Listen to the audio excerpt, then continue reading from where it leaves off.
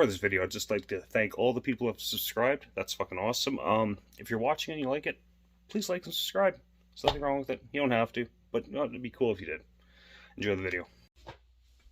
Hey YouTube, so it's a really shitty Saturday morning here in Edmonton. It rained quite a bit all week, and today it's kind of dreary. I just took both dogs for a walk, and I'm gonna get outside at some point today because I want to set up a log to just race some saws against each other, just for YouTube content. I don't have to play. I want to get that the sup mix into wood. Now that's got 372 carb on it.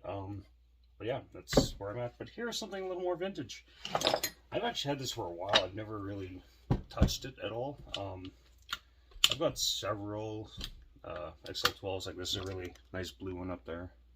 That guy's in really good shape. It still has some of the bar stencil left on it.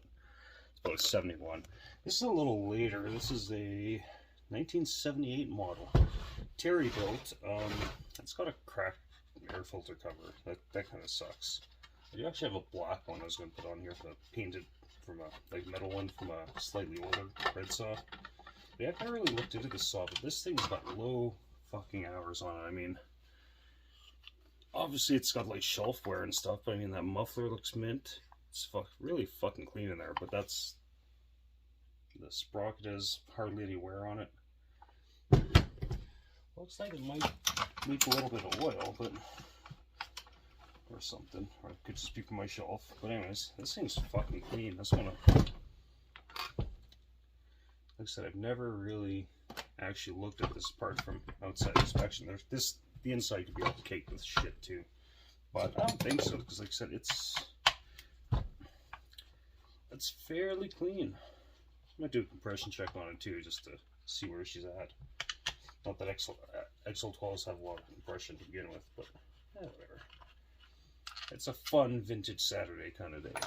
I might bar this guy up and run over too. I'm sure it runs. I know it. Actually, I don't know if I checked it for spark. Maybe it has no spark, but I know it's probably points, because I think all Terry's, they didn't make these. I don't think there's any Terry saws with electronic xl-12s. I think even up into the 80s when they were discontinued, but the Terry plant, I know they continue the texture on, but Terry plant, I think they always had points. Okay, so it's fairly clean inside. It's not perfectly clean. I mean, it's obviously been used, but yeah, it's not bad at all.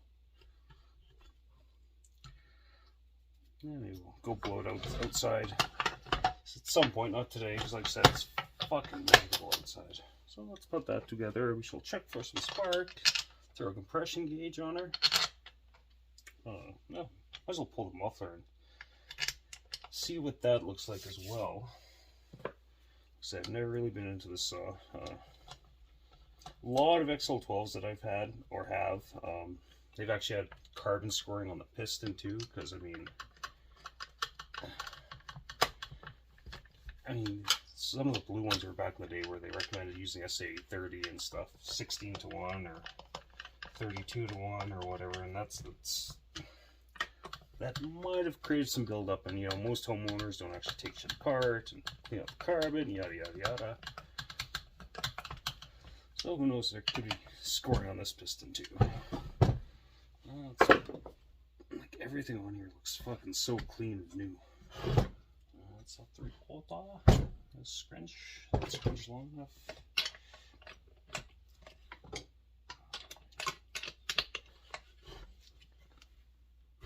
There we go. Oh shit. I'll rip the choking up off.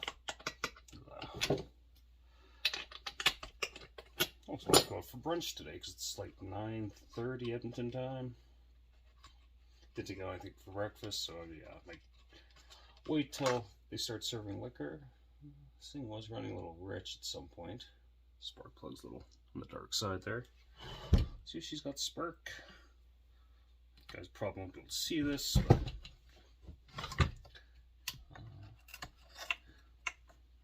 oh yeah, she's got good spark.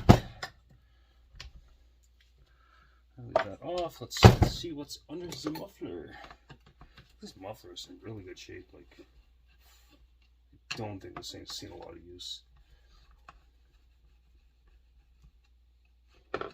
Or it's seen use, was just really well taken care of, which that does happen occasionally. Not often, in my experience, anyways. Boulder saws like that fucking Husqvarna 262 SE. What a fucking mess! That, like, I'm hoping that that was bought at some point new in '81 and it was actually used for industrial purposes. Then it got whatever sold to somebody and it wasn't a pro that fucking let it get that bad. Okay, let's pull the old baffle.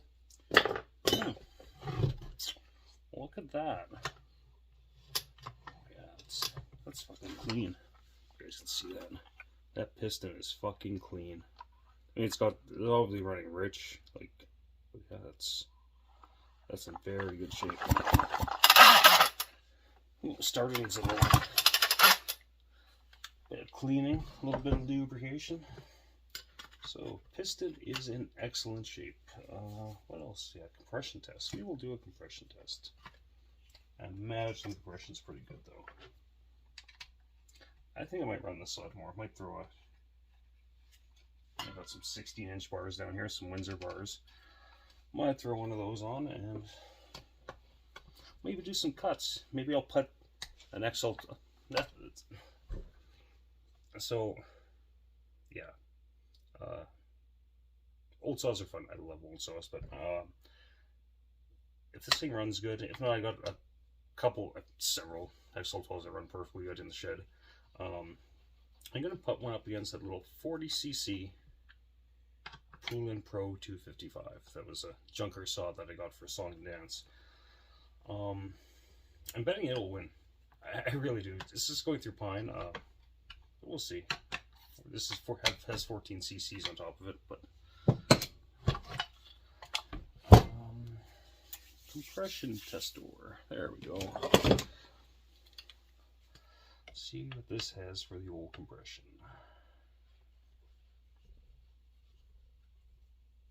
It's probably pretty decent, I would imagine.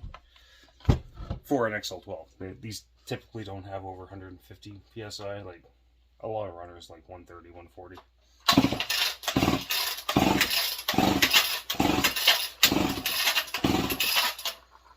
So this one's sitting just under 150. We'll call it. It bled off a little bit. Why is that? I think I need a new compression tester, but that's a different story. Let's give it a few more pulls just because. Throttle lock on.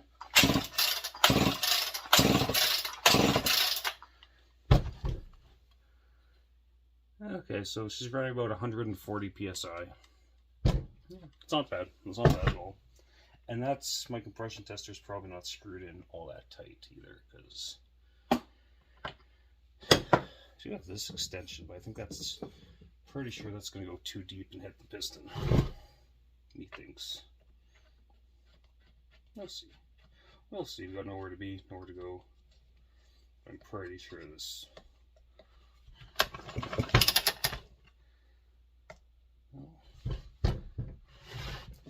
Get a little bit of reading.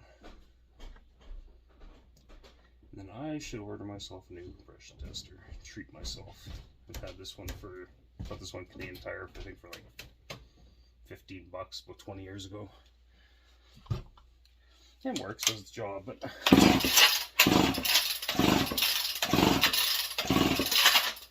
any higher, any lower, same. So I will say it has about 140 psi, which is perfectly acceptable for an XL-12. Well, they weren't exactly high compression beasts like the old, like some of the successor models, like the XL-1XX series. But anyways, that's it, YouTube. I might do some more shit down here today. But hoping to get outside. Take it easy, YouTube. Bye.